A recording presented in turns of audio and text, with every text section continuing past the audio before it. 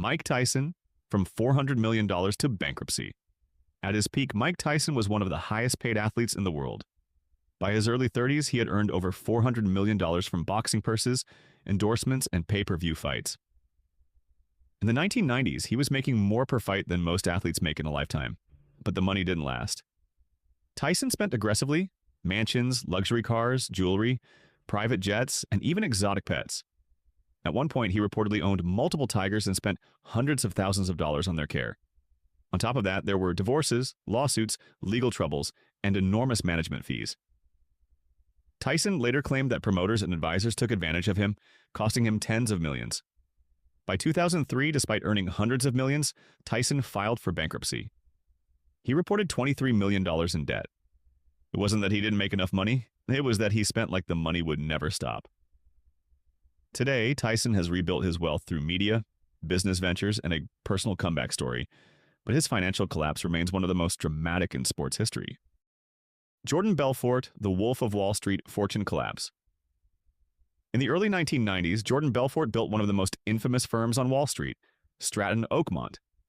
At its peak, the brokerage employed over 1,000 stockbrokers and generated massive profits selling penny stocks to investors across the country. Belfort was earning tens of millions of dollars a year, reportedly making $50 million in a single year at the height of the firm's success. But the money wasn't coming from smart investing, it came from a classic pump-and-dump scheme. Stratton Oakmont brokers aggressively pushed cheap, low-quality stocks to unsuspecting investors. As the price rose, Belfort and his partners quietly sold their own shares for huge profits, leaving customers stuck with nearly worthless stock. The scheme worked for years. Belfort bought mansions, yachts, luxury cars, and threw extravagant parties that became legendary on Wall Street. But by the late 1990s, regulators caught on.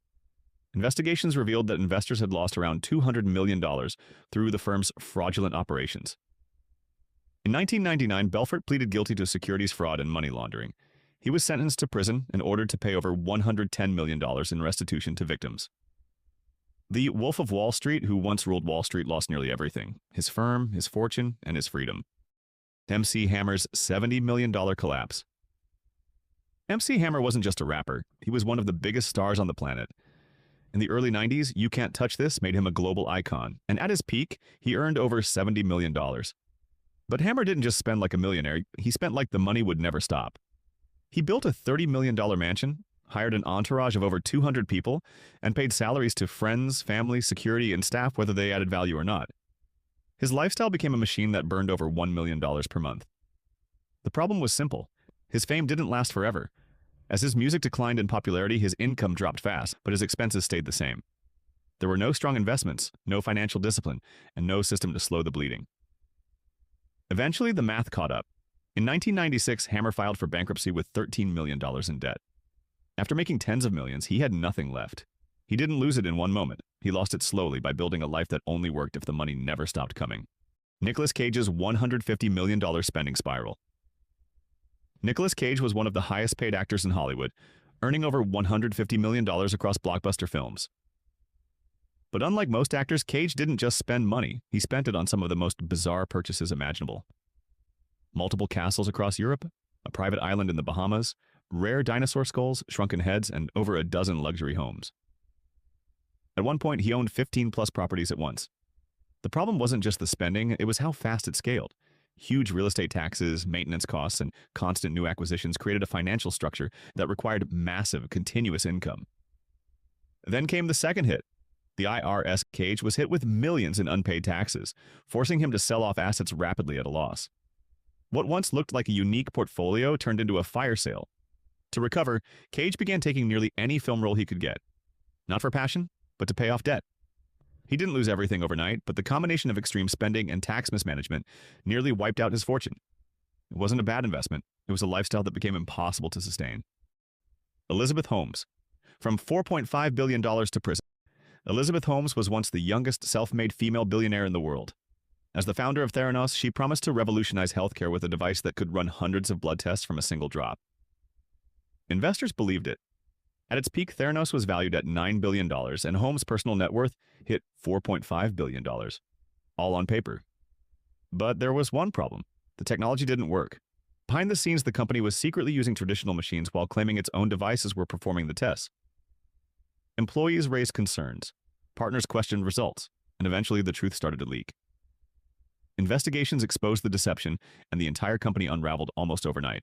Theranos collapsed, investors lost hundreds of millions, and Holmes' net worth dropped to zero.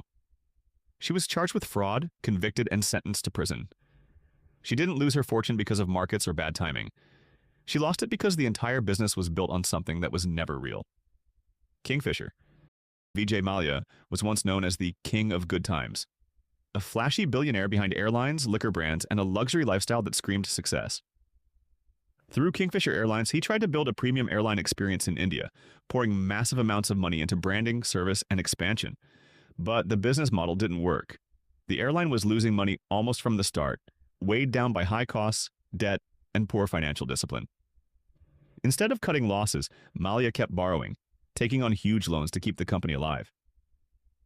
Eventually, the debt spiraled out of control, reaching over $1 billion. Salaries went unpaid, flights were grounded, and Kingfisher Airlines collapsed. But the story didn't end there. Mallya was accused of fraud and defaulting on loans, and as legal pressure mounted, he left India and never returned. Once worth over $1 billion, his empire was gone, his assets frozen, and his reputation destroyed. He didn't just lose his fortune, he lost his country trying to hold on to a failing business. Brazil's richest man, Eike Batista, was once the richest man in Brazil, with a net worth of over $35 billion. He built his empire on oil, mining, and energy companies, promising massive discoveries that would make him one of the richest people in the world. Investors bought the vision. His flagship company, OGX, was valued in the tens of billions, despite producing little actual oil. Batista became known for bold predictions, even claiming he would become the richest man on Earth. But the entire empire depended on one thing: the oil being there. And it wasn't. When OGX failed to deliver on its production promises, confidence collapsed. The stock crashed. Billions in value vanished almost overnight. His companies defaulted on debt, and the empire unraveled just as fast as it was built. Within a few years, Batista's net worth dropped by over 99%, from $35 billion to essentially nothing. He didn't lose it slowly. He lost it the moment reality didn't match the hype. Russia's richest man lost everything overnight. Mikhail Khodorkovsky was once the richest man in Russia, building a massive oil empire through Yukos in the early 2000s. As Russia transitioned after the fall of the Soviet Union, Khodorkovsky acquired valuable assets and turned Yukos into one of the largest and most profitable oil companies in the world. His net worth skyrocketed into the billions, and for a time he was one of the most powerful figures in the country. But wealth in Russia came with a different kind of risk in the politics. Khodorkovsky began funding opposition parties and openly criticizing the Kremlin. That's when everything changed. In 2003, he was arrested on charges of fraud and tax evasion. Soon after, Yukos was hit with massive tax claims it couldn't pay. The company was dismantled, its assets seized and sold off, largely absorbed by state-controlled entities. Khodorkovsky was sentenced to prison where he spent nearly a decade.